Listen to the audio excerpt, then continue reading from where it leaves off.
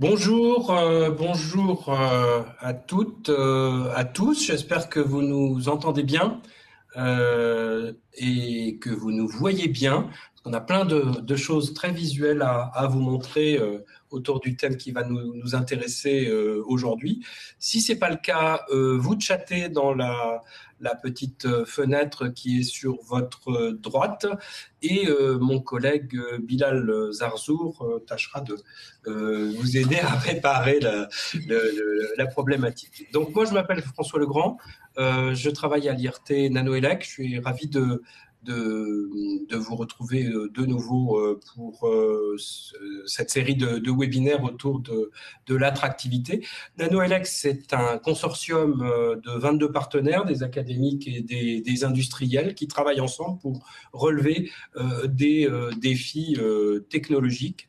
Et puis, depuis quelque temps, il nous a semblé aussi intéressant de développer une réflexion, une forme de contribution à la compétitivité de la filière par d'autres moyens que les moyens technologiques, en réfléchissant notamment dans le cadre du développement durable. Donc on le fait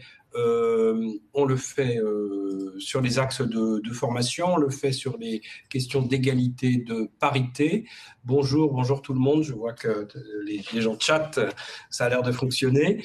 Et puis, cette année, en 2023, on s'intéresse à la demande de quelques-uns de nos partenaires à la question de l'attractivité.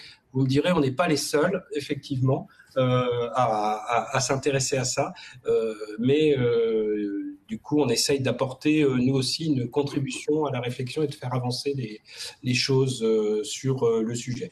Donc, c'est le deuxième rendez-vous que nous avons sur le sujet, le deuxième webinaire, et donc on va s'intéresser aujourd'hui à un kit de présentation des métiers de l'électronique qui a été développé par un ensemble d'acteurs. On y reviendra plus en détail, et donc à l'intention de ceux et celles qui veulent ou qui ont besoin de présenter les métiers d'électronique dans une sphère scolaire type collège ou lycée.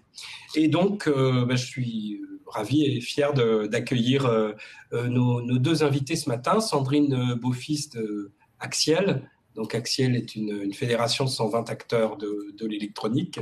Vous nous en direz peut-être plus à ce moment-là, un peu plus en détail un petit peu plus tard.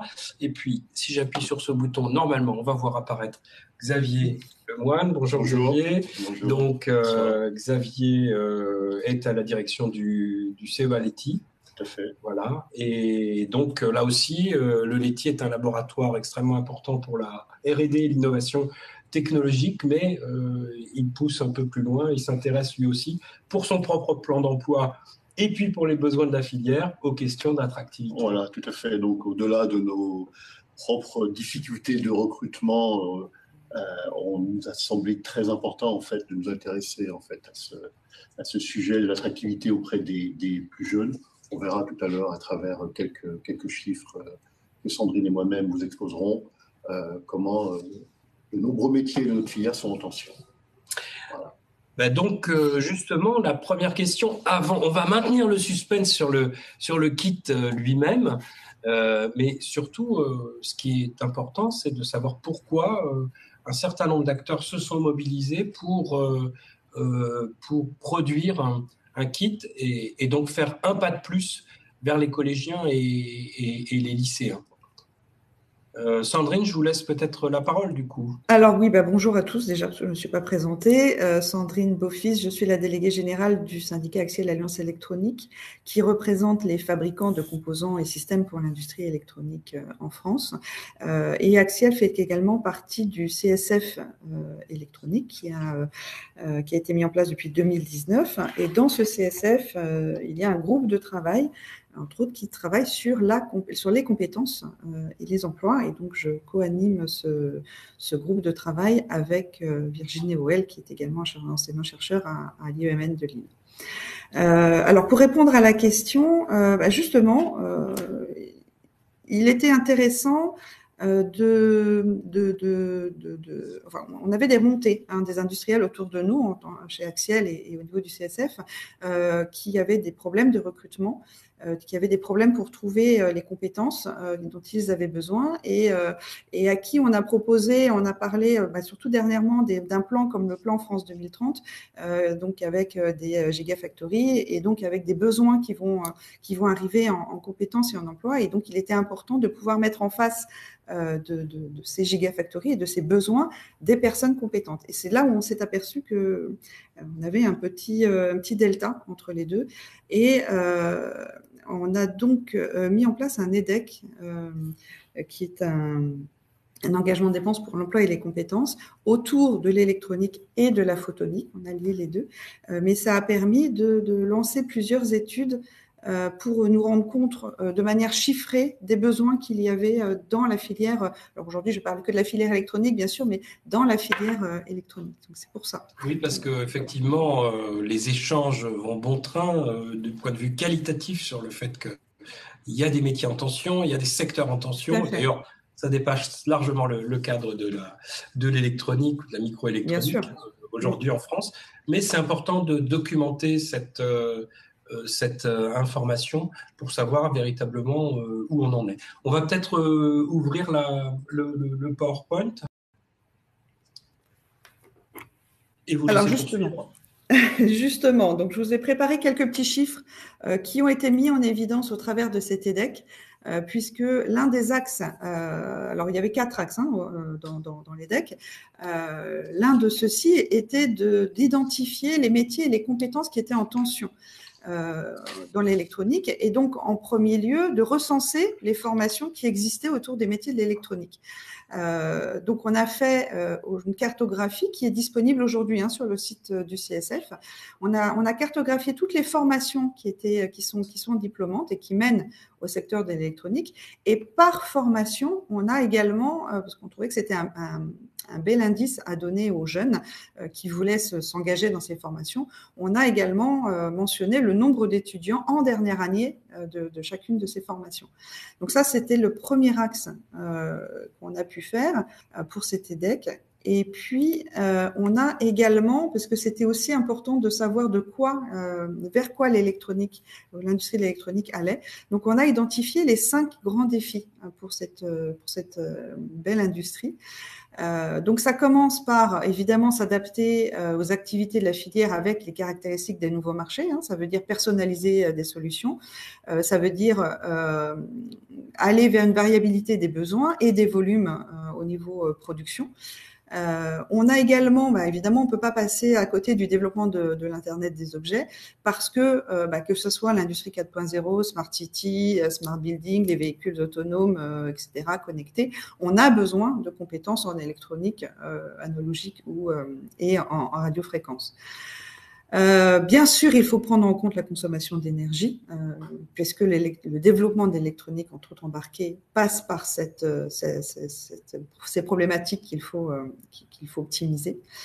Ensuite, on a identifié le développement de l'électronique de puissance, qui est aujourd'hui de plus en plus présent et de plus en plus demandé, que ce soit dans les domaines de l'aéronautique, de l'automobile et des systèmes industriels. Et enfin, et là on en vient au sujet d'aujourd'hui, le besoin de conserver et d'aller chercher des compétences clés, mais aussi sur le long terme. Donc on en a besoin aujourd'hui, on a besoin de former les jeunes aujourd'hui, mais on a besoin de les garder sur le long terme, parce qu'il y a des programmes industriels qui sont longs, notamment dans la défense et dans l'aéronautique. Et donc il est important de pouvoir capitaliser sur ces compétences. Alors, cet EDEC nous a permis également de déterminer quels étaient les métiers en tension. Alors là, vous avez sur la gauche les 10 métiers en tension et qui seront en tension sur les 5 prochaines années. Vous voyez qu'il y a tout niveau. On commence par ingénieur hardware. Le deuxième, c'est technicien en électronique et électromécanicien. Le troisième, c'est opérateur de salle blanche. Donc, il y a vraiment tout niveau, et nos industriels ont besoin de recruter au moins 3000 emplois juste dans l'industrie électronique, hein, et au moins 18 000, on va même voir dans les chiffres qui ont été actualisés là tout dernièrement, parce que cette étude là que je vous montre date de 2020, mais on a un tout petit peu actualisé nos chiffres depuis. On va même voir qu'on est passé à plus de 20 000 emplois dans l'ensemble des métiers de l'électronique. Alors, la tension, elle est forte, c'est pas nouveau, hein, on voit que depuis 2015, là, le graphique sur la gauche vous montre cette tension qui existe entre 2015 et 2020, mais on voit qu'elle s'est accentuée pour tous les métiers, mais qu'elle s'est largement accentuée, parce qu'on est au-delà des 60%, pour juste les métiers de l'électronique. Ça veut dire que 6 recrutements sur 10 sont jugés difficiles, et ça veut dire aussi qu'aujourd'hui, des entreprises sont obligées de refuser des projets parce qu'ils n'ont pas les personnes à mettre en face. Donc voilà, on a un réel souci aujourd'hui pour recruter, mais ça, c'est pas nouveau. Alors là, ce sont justement les chiffres qui ont été actualisés sur l'étude qu'on avait menée dans cet EDEC.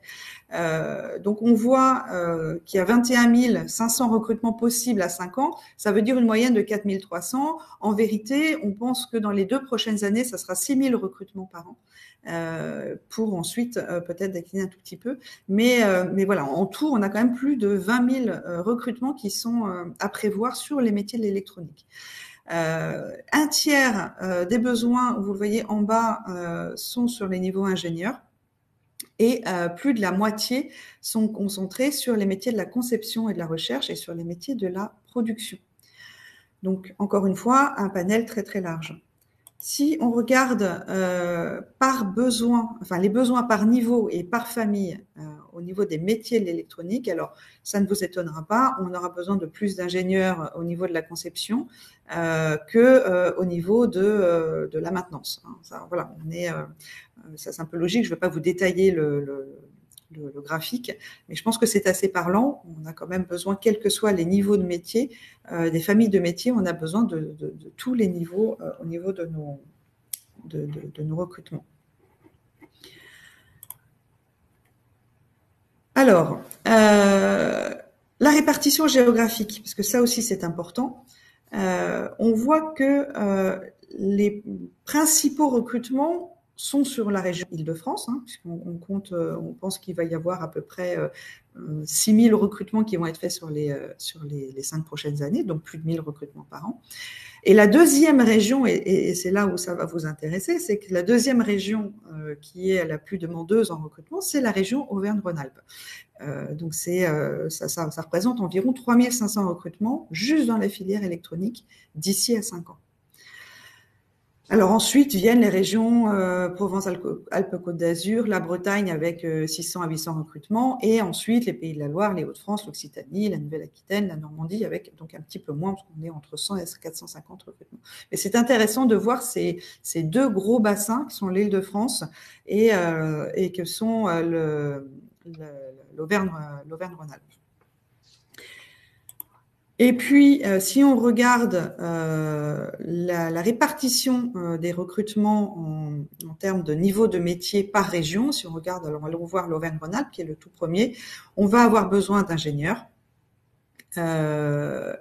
largement, et on va avoir besoin de techniciens supérieurs largement en Auvergne-Rhône-Alpes. Alors évidemment, encore une fois, je ne veux pas tous les détailler, ça va dépendre du bassin d'emploi, ça va dépendre de la région. Donc, on a besoin de doctorants autant que d'opérateurs en Île-de-France, par exemple. Ça n'est pas le cas en région Auvergne-Rhône-Alpes. A priori, on a plus besoin de doctorants que d'opérateurs, mais tout ce travail au niveau des régions. Donc voilà, je ne vais pas vous avoir trop saoulé avec tous ces chiffres, mais je pense que c'était important de montrer pourquoi, comme disait François tout à l'heure, pourquoi est-ce qu'on a fait ce kit pour rendre plus attractif notre belle filière. Alors évidemment, on a tout de suite la question, est-ce qu'on pourra avoir ces slides? Bien sûr, ils sont diffusables sans aucun problème, bien évidemment. Voilà, et puis quelques remarques qu'on prend au passage. Est-ce que le quantique pourrait être le 6e défi de la filière? On va revenir, je vais laisser la parole à Xavier, puis moi je vais regarder un petit peu ce qu'on a dans le chat et puis revenir sur les quelques questions qui ont l'air qui sont suscitées par vos propos. Alors, je passe, voilà, ça c'était la Merci. dernière slide. Alors, comme Sandrine l'a dit, on a besoin de beaucoup d'ingénieurs, beaucoup de techniciens, beaucoup d'opérateurs. Et là où le bas blesse, c'est qu'en fait, comme vous le savez tous, on est en déséquilibre complet en fait d'ici 2030. Il y a une étude récente de la DARES, qui est la direction, alors je ne connais pas le style exact, mais la direction de la recherche et de la statistique du ministère du Travail. C'est ça, qui est sortie il y a quelques jours, en fait, en lien avec France Stratégie, et qui a montré région par région, en fait, les différents déséquilibres qui sont liés entre les besoins de recrutement, donc avec notamment un certain nombre de fins de carrière. Alors, je ne sais pas s'ils ont pris en compte la nouvelle réforme de retraite, qui pourra changer quelque peu ce pourcentage. Et les créations... Au bénéfice ou au déficit de la filière, on ne sait pas. Ça, on le verra bien.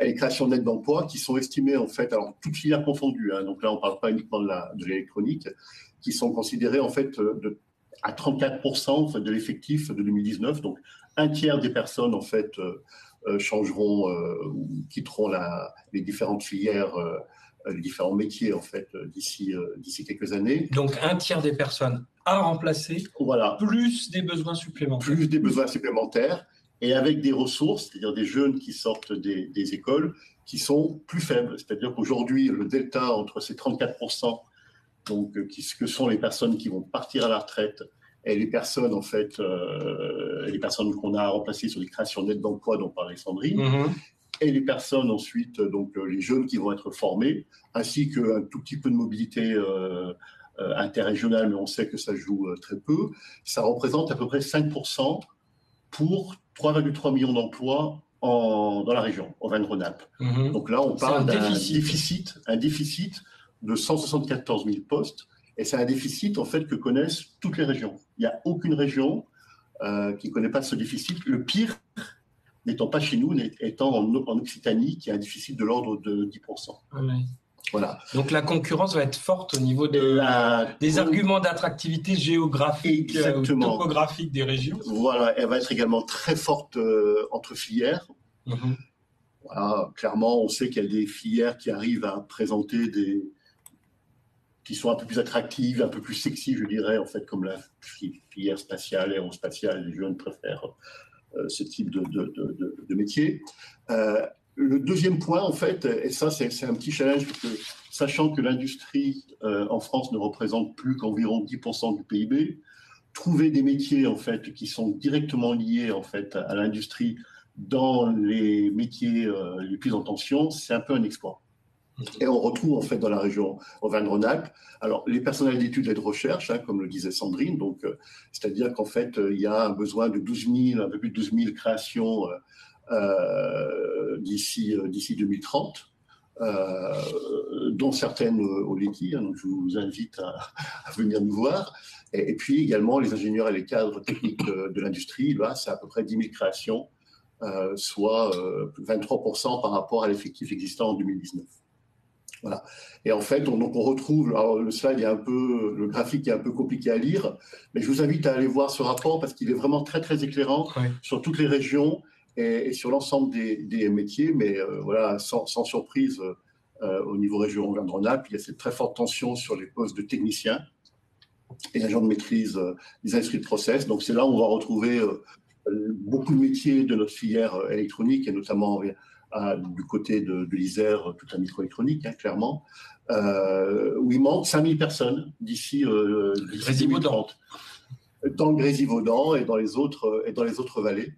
Et les ingénieurs, les cadres techniques de l'industrie, où il manque également 5000 personnes. Voilà. Donc en fait, on a cette difficulté devant nous qui nécessite 2030. Les jeunes qui seront sur le marché du travail en 2030 sont des jeunes qui vont démarrer sur le marché du travail, sont des jeunes qui sont actuellement en troisième à peu près. Donc c'est cela qu'il faut aller toucher. Et c'est ça qui a motivé donc votre travail sur ce kit. Juste une précision, effectivement, l'étude de la DARES, elle est publique, donc tout le monde peut accéder en tout cas au résumé assez détaillé. Et c'est vrai que les graphiques sont un petit peu difficiles à lire. Voilà. Soit sur le site de France Stratégie, soit sur le site de la DARES. et il donne de manière très claire toutes les tensions prévues sur les métiers d'ici 2030 pour chaque région et chaque métier. Ok, on va prendre quelques questions dans le chat. Est-ce que ces déficits se constatent aussi dans la même proportion chez nos voisins européens?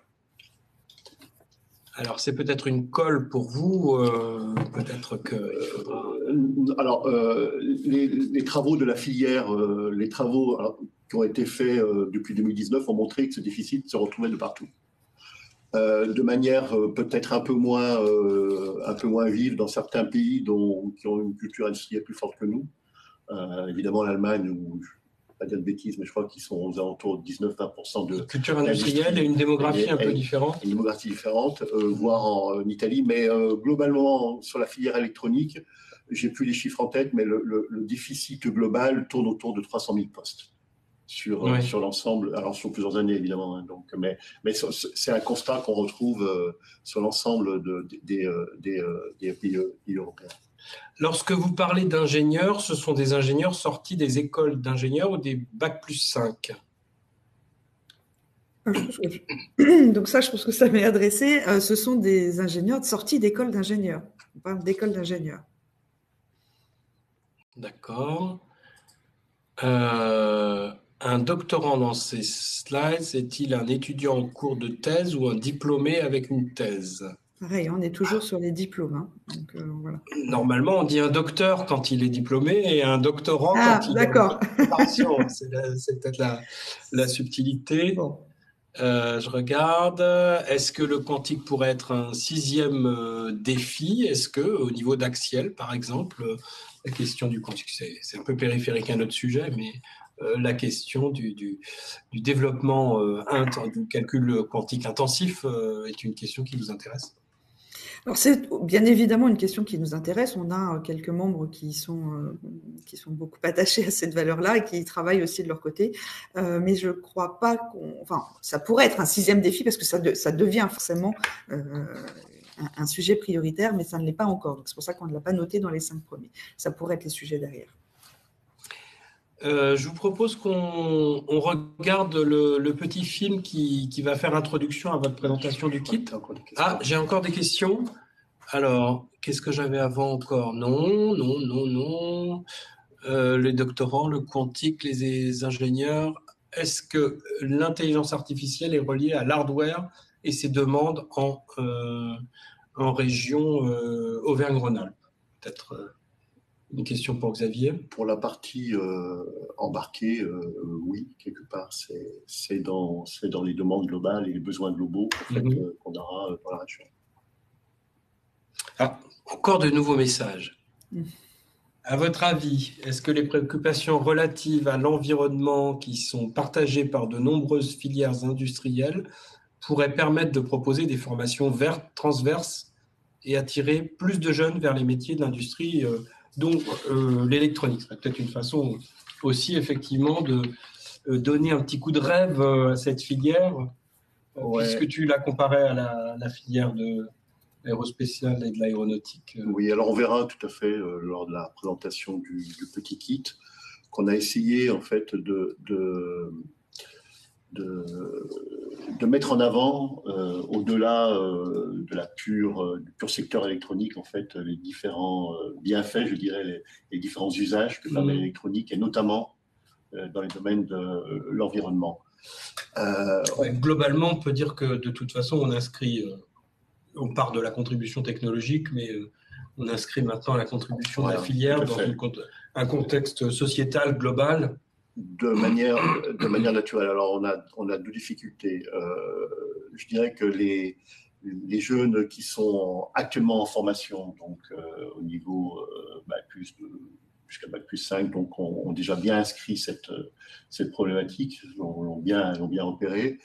Et on verra tout à l'heure lorsqu'on discutera un peu d'un REX qu'on a fait sur cette présentation du kit. C'est moins vrai quand même pour les jeunes de 4e, de 3e ou de seconde, qui n'ont pas naturellement en fait c'est un ressenti hein, évidemment, hein, donc cette préoccupation comme étant parmi les principales. Donc, il y a encore complètement éveillés à ce sujet. Alors, soit ils sont éveillés naturellement, quelque part, mais en fait, ça n'est pas ressorti parmi leurs... Bon, tu vas nous en dire plus concrètement tout à l'heure, voilà, ton expérience de Valence. Hein. Exactement. On regarde... Non, Sandrine. Oui, je voulais juste te dire qu'effectivement, c'était quand même une grosse préoccupation de nos jeunes. Alors, peut-être un petit peu plus âgés quand ils rentrent, quand ils commencent à s'intéresser à ce qu'ils veulent faire plus tard, le développement durable, tout ce qui devient un petit peu vert et quelque chose qu'ils nous demandent. Et donc, comme le disait Xavier, effectivement, on a développé, on a essayé de tourner ce kit pour répondre à leurs interrogations à ce niveau-là. J'en profite pour faire une petite parenthèse sur notre prochaine JTE qui va avoir lieu au mois de mars et qui parle justement du développement durable au travers de nos industriels. Donc, comment on peut... JTE, c'est Journée technique de l'électronique, tout à fait, qui aura lieu le 22 mars. Le 22 mars, voilà. Le 22 mars, voilà, à Paris. Donc, je vous invite tous à venir nous rejoindre. Mais effectivement, on va parler de développement durable parce que c'est un sujet qui intéresse. Et le développement durable... sur comment l'électronique peut amener au développement durable, mais comment les entreprises qui travaillent dans l'électronique se sont mises également à devenir plus vertes. Donc, on va aborder sur ces deux questions-là. Et nous, du côté de la R&D, enfin, on peut en témoigner, je pense, aussi bien du côté du Leti que du côté de Nanoelec, on a fort à faire aussi pour prendre en compte ces critères de développement durable dans les solutions qu'on va proposer dans les 10 ans à venir. Et donc, il faut le faire très, très en amont. Et donc, ça passe pas uniquement par l'examen d'une réduction de la consommation d'eau. Voilà, tout à fait. On a mis en place d'ailleurs au Leti un programme éco-conception, en fait, complètement centré sur ces sujets-là. Allez, on regarde ce petit film. Bilal, si tu veux bien nous le projeter. L'introduction. C'est donc une introduction au kit Smart Électronique dédié à la présentation des métiers d'électronique pour les collégiens et les lycéens. Mais elle est passée où? Mais je l'avais encore dans les mains il y a 10 secondes. Ah, ça y est, trouvé. Bonjour, moi c'est Léa et je suis là pour vous parler de l'électronique. Oui, bon, mais pas que de la puce électronique. Parce que l'électronique, ce n'est pas juste une puce. Ce sont évidemment des composants comme elle, mais pas que. L'électronique, c'est avant tout une filière performante et innovante qui réunit de nombreux professionnels à toutes les étapes de ce qu'on appelle une chaîne de valeur. Regardez, c'est simple. Tout le long du cycle de vie d'un produit, différentes compétences et autant de métiers complémentaires interagissent au sein d'un fabricant de produits ou électronique. La chaîne de valeur de l'électronique, ce sont des industriels produisant des puces, des composants passifs, des circuits imprimés et de la connectique, le tout assemblé par des sous-traitants qui réalisent des cartes électroniques qui seront ensuite intégrées par des équipementiers et constructeurs d'équipements. Et tous travaillent en fait pour de nombreux secteurs. Télécommunications, médecine, environnement, transport, bref, quasiment partout. Et avec un CV pareil, l'électronique Made in France se classe au top 5 de l'innovation mondiale. Pas étonnant quand on voit sa contribution aux grands enjeux sociétaux d'aujourd'hui et de demain. Tiens, par exemple, pour se déplacer en toute sécurité ou protéger la planète, l'électronique nous apporte des solutions concrètes. Si je vous dis Edge Computing, même avec Google Trad, ça ne va pas forcément vous parler. Mais en clair, ce sont des systèmes intelligents développés pour traiter et protéger des données en temps réel, sans stockage et avec une empreinte carbone limitée. Du coup, c'est utile aussi bien dans un véhicule autonome, un service hospitalier, que pour communiquer en 5G. Alors pour résumer, l'électronique, ce sont toutes ces avancées technologiques et stratégiques qui améliorent notre vie quotidienne et participent au progrès de la société dans plein de domaines. Tout cela en s'engageant activement dans le développement durable et en assurant la souveraineté de la France et de l'Europe dans un marché ultra mondialisé. Alors, pour développer toutes ces solutions, évidemment, il faut des professionnels bien formés. Ça tombe bien, car l'électronique, ce sont 200 000 emplois directs et 150 000 indirects répartis dans toute la France. Ces emplois sont portés par un tissu très diversifié d'entreprises, de la multinationale à la PME. Techniciens, ingénieurs, qualiticiens, technico-commercial ou encore chefs de produit, chefs de projet, formateurs, chercheurs, la filière propose des métiers aux évolutions de carrière multiples et accessibles à divers niveaux de formation, courtes ou longues, allant du CAP au doctorat. Et ces professionnels, on va les retrouver ensemble dans la conférence Smart Électronique. Et oui, on reste ensemble et découvrons maintenant qui se cache derrière tous ces métiers de l'électronique.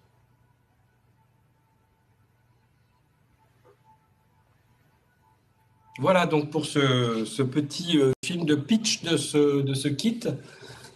Sandrine et Xavier, je vous laisse peut-être montrer un peu en partageant votre écran, Sandrine, comment se constitue le kit donc, et puis nous dire à l'intention de qui il est. Ensuite, on reviendra sur les questions du chat qui sont de nouveau nombreuses. Alors, en fait, je partage mon écran. Alors, est-ce que vous voyez moi, je ne vous vois plus, mais est-ce que vous voyez le kit Smart Électronique devant vous? Voilà, donc après la vidéo de lancement que vous venez de regarder, on va arriver donc sur ce kit Smart Électronique. On a 6 vignettes avec des verbes qui vont attirer selon les préférences des jeunes, échanger, s'alimenter, protéger la planète, se soigner, protéger la vie privée, se déplacer. Et au travers de ces 6 vignettes, on va pouvoir rentrer, par exemple, on va partir sur échanger. On va rentrer sur une petite histoire qui va nous donner une problématique et comment arriver à la fin de cette problématique et quelles sont les solutions qu'on va pouvoir trouver et donc quels sont les diplômes, les métiers dont on va avoir besoin et quels sont les diplômes du coup pour arriver à ces métiers. Donc là, on parle pour échanger. La problématique, c'est Erwan qui habite en Bretagne et Nolwenn qui est installé à New York. Comment se fait-il qu'ils puissent communiquer très rapidement ensemble? À partir de là, on va pouvoir passer, donc il y a une petite vidéo, je ne vais pas toutes vous les lancer, mais à chaque étape… En tout cas, ils ont des prénoms très typés. Hein. Erwan en Bretagne, Nolwenn, voilà. Donc à chaque étape, il va y avoir une petite vidéo qui va réexpliquer cette problématique. Ensuite, on va passer sur la slide suivante. On explique pour comment est-ce qu'on fait. 99% des échanges se transitent par des câbles sous-marins. Encore une fois, voilà, on a toujours une petite explication à chaque fois et on a toujours une petite vidéo qui attend et qui est très rapide. Hein, cette petite vidéo, elle dure 10 secondes à chaque fois. Et donc, on avance jusqu'à la fin. Donc là, on a une partie de la solution, une entreprise, donc ASN, qui conçoit, fabrique, pose et assure la maintenance des câbles sous-marins sur toute la surface du globe.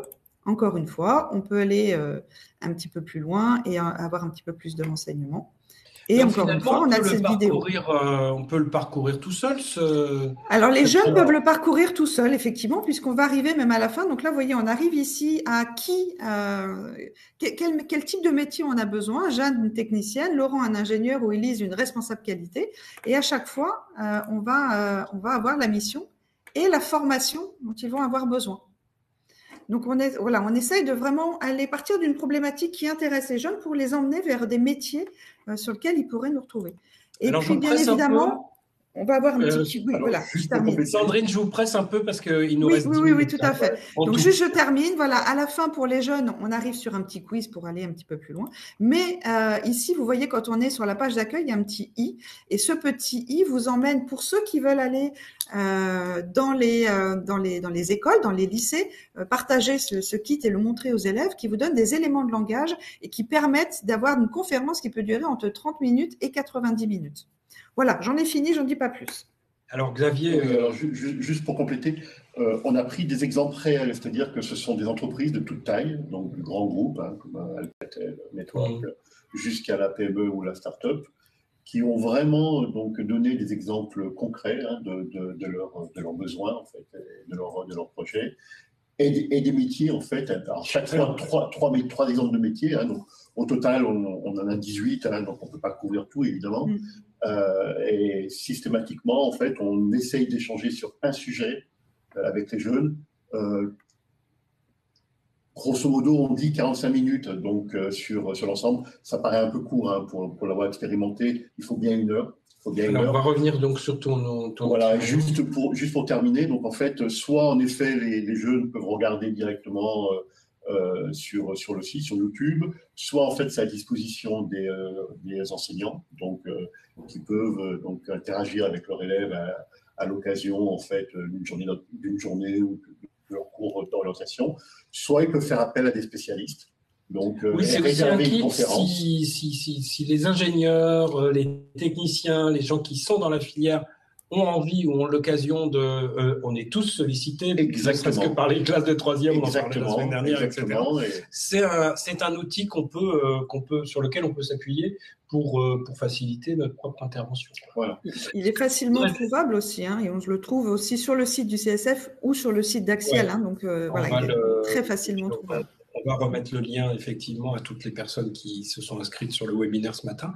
Ce qui est important aussi, c'est de dire que ce kit n'a pas été sous-traité à une boîte de communication, etc. Non, du tout.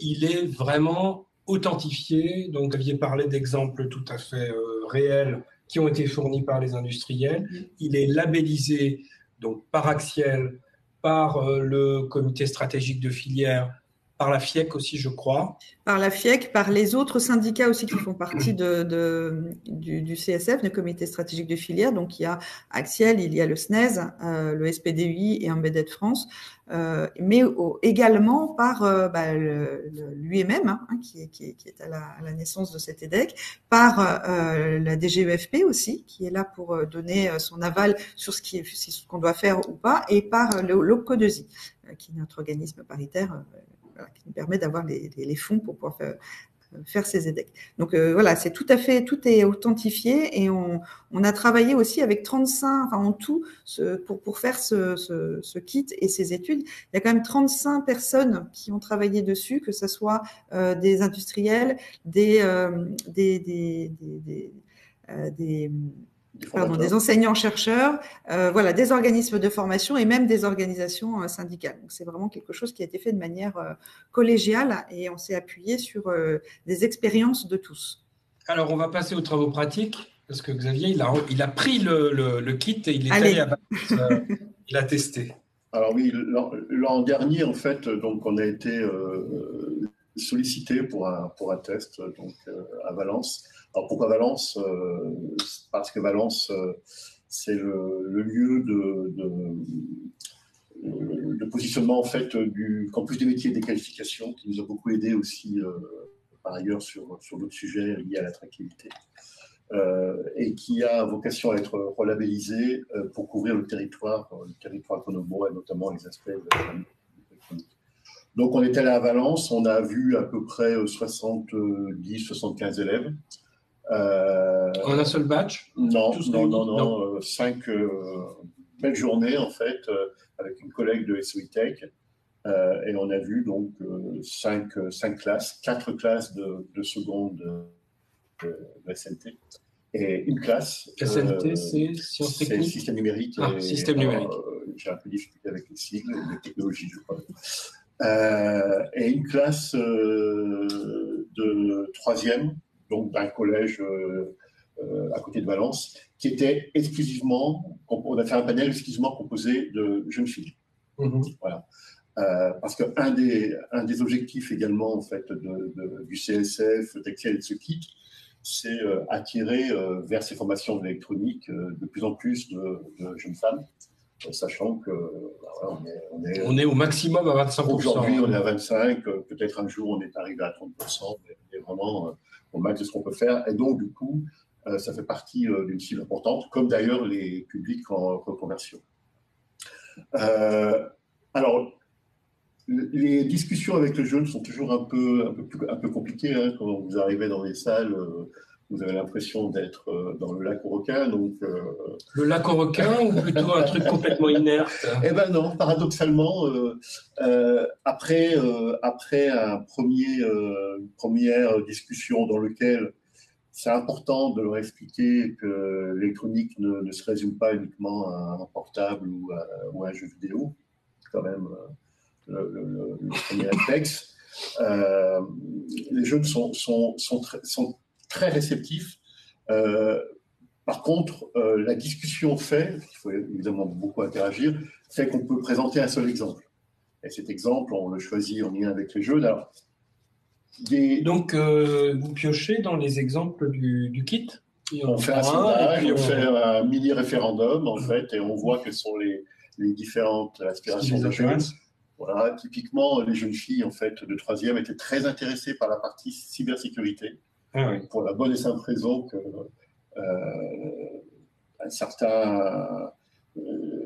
certaines inquiétudes par rapport à ce qu'elles publiaient sur les réseaux sociaux, et donc les aspects cybersécurité, on arrive à les accrocher comme ça. D'autres élèves, en fait, ont été très intéressés par le côté un peu spatial de la salle blanche. Et là, on sent quand même un certain intérêt, en fait, pour des métiers qui sortent de l'ordinaire. Dans lesquels on se retrouve dans un contexte, effectivement, high-tech, quoi. Ouais, complètement. Ça aussi, ça fait rêver. Voilà, et en fait, je pense qu'on a une carte à jouer sur cet aspect salle blanche, trouver une sorte de lieu totem pour pouvoir, en fait, attirer les jeunes de telle manière que, naturellement, ils vont être attirés par le spatial. Je pense que l'électronique, surtout du côté de Grenoble, il faut qu'on arrive à l'expliquer, à montrer cette réactivité autour, en fait, de ce lieu emblématique qu'est la salle blanche. Il ne faut pas négliger aussi, on a eu pas mal de questions sur les salaires, en fait, c'est-à-dire qu'il faut être en capacité de pouvoir leur donner quelques éléments. Donc, j'avais la chance que ma collègue de SOITech soit RH à SOITech, donc on avait pas mal d'informations sur le sujet. Et surtout… Donc, il faut s'attendre. Ça veut dire quand même que quand on va faire une intervention comme ça, il faut s'attendre à quelques questions sur les salaires. Donc, il faut embarquer quelques informations, soit de sa propre entreprise, soit des informations un peu globales. Ils ont besoin, en fait, d'identifier un peu quels sont les différents salaires. Après, sans surprise, dans le groupe, vous en avez certains qui sont très actifs, d'autres moins. On voit par contre un gap important, notamment sur la vidéo, entre les réactions des élèves de 3e et des élèves de seconde. On sent que, et là, on a peut-être un petit upgrade à faire en fait sur la vidéo pour les élèves de 3e, où le langage est un peu complexe pour eux. Un peu éloigné. Il y a un vrai gap, il y a un vrai gap de maturité entre la 3e et la seconde. On va s'arrêter là sur ce témoignage. Il nous reste 2 minutes pour prendre les questions. Juste pour dire en fait que c'est pas la seule expérience qu'on a fait, évidemment. On l'a fait à Argouges, certains collègues l'ont fait à Vaucanson et dans d'autres lycées. Et on a vocation en fait à amplifier tout ça avec un projet qu'on a déposé, en fait, qui s'appelle le projet FAME. Donc, on a déposé FAME pour formation et attractivité au métier d'électronique. On a déposé… qui est porté par l'université. Exactement, avec 5 industriels à microélectronique, ST, Solitech, Aledia, j'en oublie, Dolphin, et puis Schneider, et puis le LETI, et également les collectivités, quelques collectivités régionales, et ce projet a 2 buts en fait, c'est évidemment donc, augmenter le nombre d'apprenants à horizon 2027, et puis il y a un axe d'attractivité qui est très fort également, donc avec tout un travail autour justement de ces visites, de comment mieux attirer les jeunes vers nos métiers. Alors on va revenir, c'est pas le seul en plus projet labellisé par le gouvernement et porté par une grande université dans une région. Il y a 5 projets qui ont été labellisés dans la stratégie électronique, dont 3 dans le nord-ouest, Bretagne et Normandie, le nôtre, Rhône-Alpes, et puis je crois que le dernier Bordeaux. On va renvoyer nos internautes sur vous, donc que les gens n'hésitent pas effectivement à me contacter. Je ferai le go-between pour en savoir plus sur ces projets, et peut-être que ce sera l'occasion de refaire un webinaire qui déploie un petit peu plus d'informations sur le sujet. On prend pour terminer rapidement les remarques et les questions, si vous êtes d'accord. Bonjour, est-ce que des bonnes pratiques nouvelles, je pense, ont émergé ou inattendues, ont émergé de vos échanges avec les industriels sur la capacité à attirer les jeunes dans nos filières? Oui, alors en fait, un des axes de travail de l'EDEC est un observatoire en fait des métiers et des compétences de la filière. Donc c'est cet observatoire qui a créé cette cartographie. Et le but de cet observatoire, c'est justement de pouvoir regarder les bonnes pratiques et les mettre de manière collective. C'est un peu, je reviens toujours au projet FEM, c'est exactement ça, c'est notre but, c'est-à-dire que si moi, c'est Valérie, je vais voir. Non, mais là, je pense que le sens de la question, c'était aussi est-ce que vous avez découvert quelque chose de nouveau récemment? Alors, je pense que surtout, on a besoin de nous inspirer d'autres filières. D'autres filières, en fait, qui peuvent apporter d'autres bonnes pratiques. Oui. Dans la angles. Et en fait, ce dont on a besoin, c'est vraiment de ces lieux où les jeunes peuvent concrètement, en fait, comprendre ce qu'est l'électronique et ses usages. Voilà. Et donc, on essaye de trouver ces lieux totems entre Grenoble et Valence pour pouvoir faire en sorte qu'on se reconnaisse dans ces lieux d'animation et d'innovation auprès des jeunes. Nos étudiants, stagiaires et doctorants cherchent un emploi à la fin de leur cycle d'études et nous ne savons pas toujours vers qui les diriger. Est-ce que nous pouvons adresser directement leur candidature vers les RH qui recrutent afin d'éviter qu'ils ne partent vers d'autres régions pays? Est-ce que vous avez des noms de recruteurs, contacts à nous communiquer?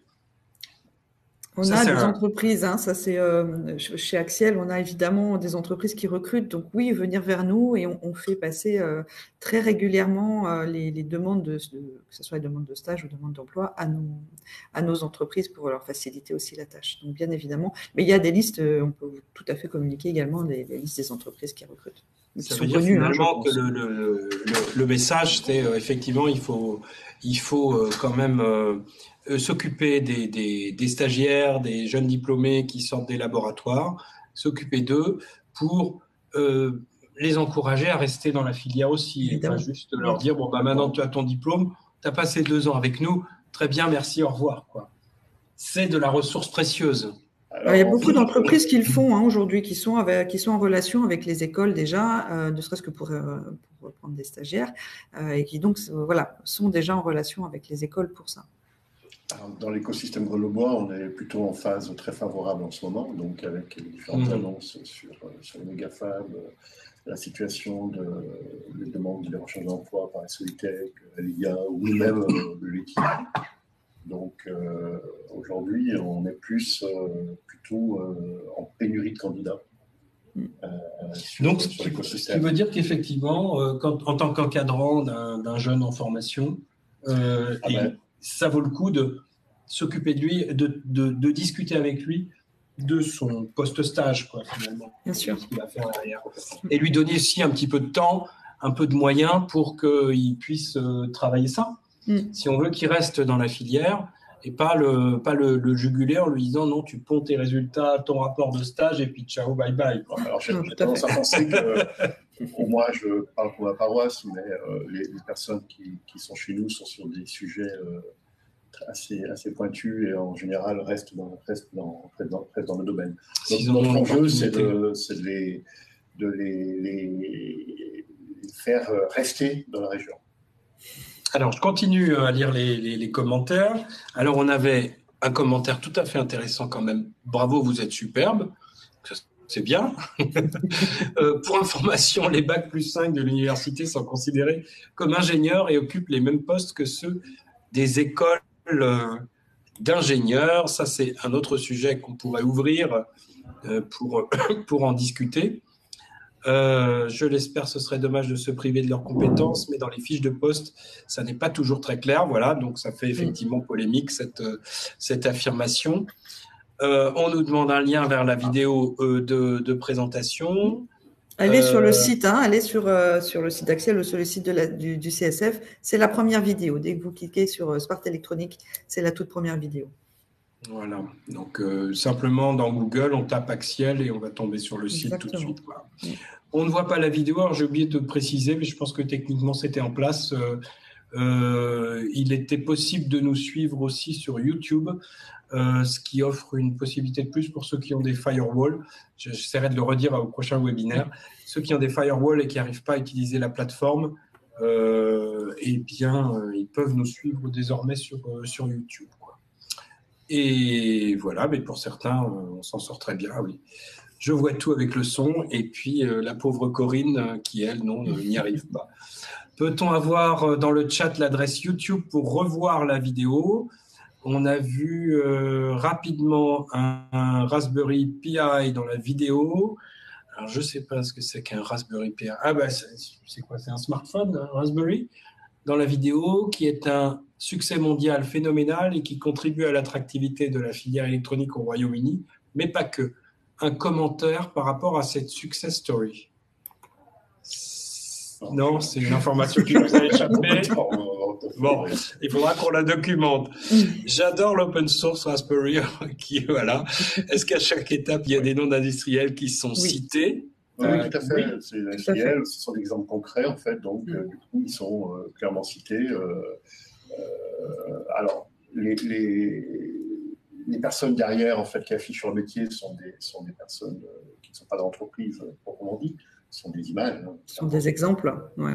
Mais par contre, oui, les entreprises sont citées. Vous avez Alcatel Network, vous avez Calray, en fait. Je ne sais plus trop lesquels.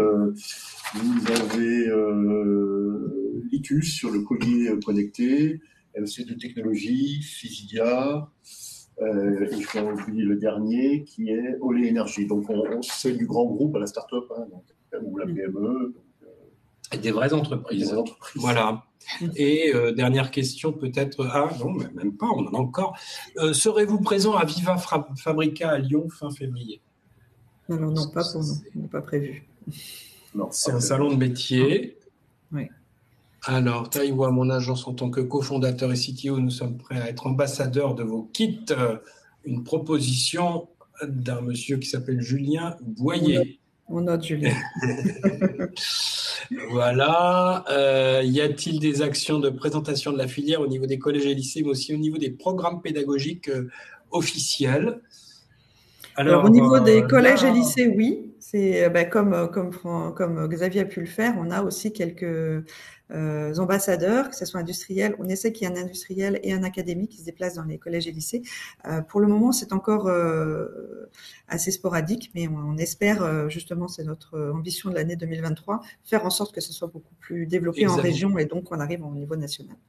Et Xavier disait que son expérience précisément a pris pied à Valence parce qu'il y a le CMQ. Donc voilà, c'est bien parce que la structure du rectorat était favorable. Oui, et de toute manière, on veut aller au-delà du rectorat. Enfin, là, je ne sais pas si l'Ardèche est dans notre rectorat. Attention, pas de... J'ai un blog. En fait, on a des contacts avec des écoles d'Ardèche qui sont très intéressées justement pour qu'on vienne leur expliquer en fait ce qu'est l'électronique et la microélectronique, parce que la plupart de leurs élèves en fait partent sur Lyon.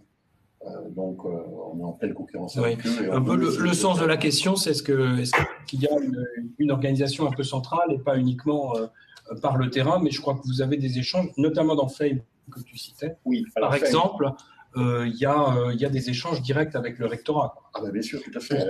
Pour que ces ressources on a un gros soutien de l'inspection académique régionale, en fait, donc, du rectorat. Et évidemment, l'idée de Fame, c'est d'arriver en fait à mettre toutes les énergies ensemble, parce qu'une fois de plus, si on y va seul, on est beaucoup moins visible. Et après, ces actions, elles existent.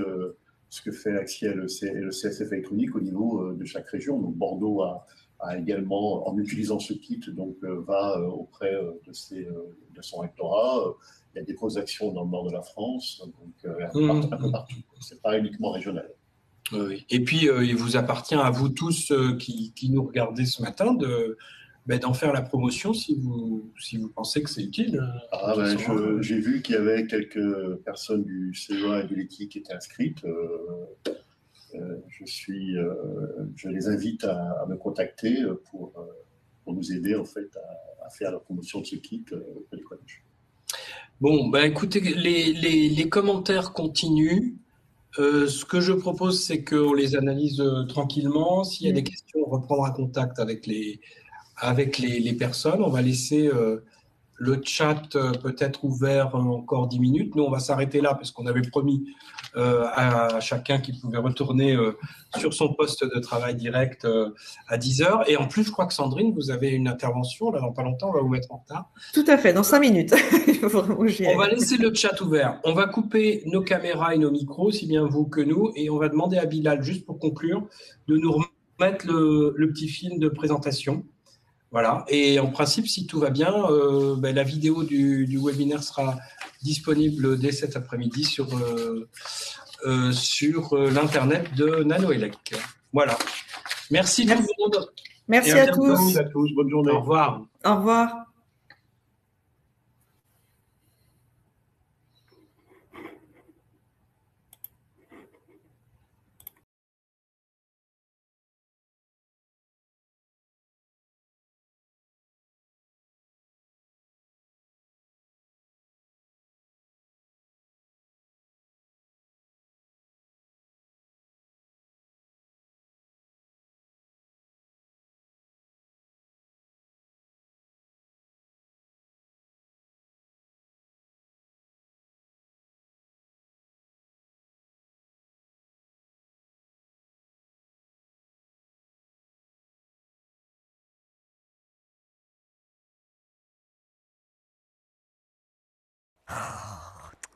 Mais elle est passée où?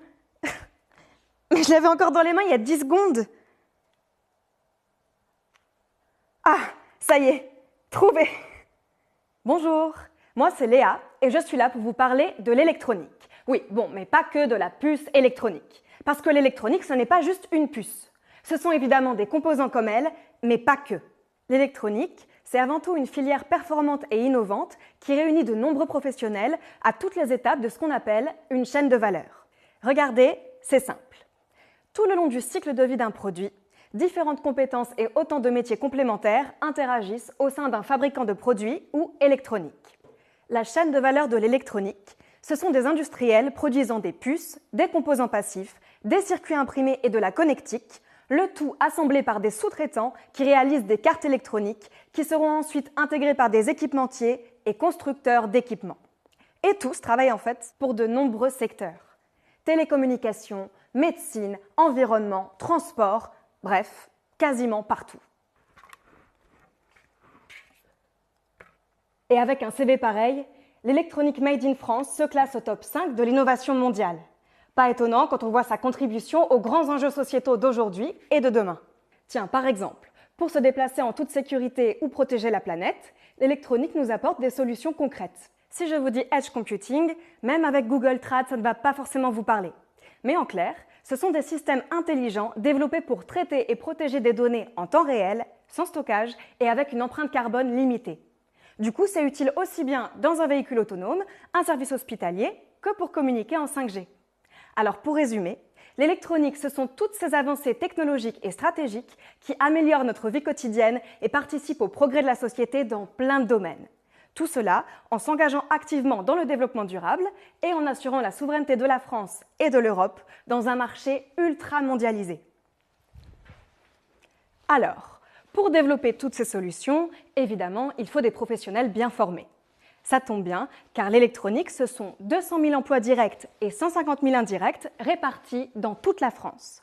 Ces emplois sont portés par un tissu très diversifié d'entreprises, de la multinationale à la PME. Techniciens, ingénieurs, qualiticiens, technico-commercial ou encore chefs de produit, chefs de projet, formateurs, chercheurs, la filière propose des métiers aux évolutions de carrière multiples et accessibles à divers niveaux de formation, courtes ou longues, allant du CAP au doctorat. Et ces professionnels, on va les retrouver ensemble dans la conférence Smart Électronique. Et oui, on reste ensemble et découvrons maintenant qui se cache derrière tous ces métiers de l'électronique.